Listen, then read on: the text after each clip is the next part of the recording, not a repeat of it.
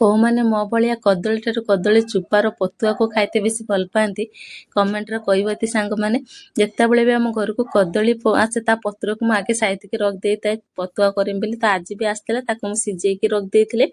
ତାପରେ ମା କହିଲା ଯଦି ତୁ ପତୁଆ କରିବୁ ତାହେଲେ ଶିଳରେ ସବୁ ବାଟିଦେ, ଭଲ ଲାଗିବ। ତ ଟିକେ କଷ୍ଟ ଲାଗିଲା, ଟାଇମ୍ ଲାଗିଲା, କିନ୍ତୁ ମୁଁ ଶିଳର ସବୁ ସୋରିଷ ବାଟଣ ଆଉ କଦଳୀ ଚୋପାକୁ ଭଲସେ ପ୍ଲେନ୍ କରିକି ବାଟିଦେଲି। ଶିଳରେ ବାଟିଲେ କିନ୍ତୁ ଟିକେ ଅଧିକା ଭଲ ଟେଷ୍ଟ ଆସେ ଗ୍ରାଇଣ୍ଡର ଠାରୁ।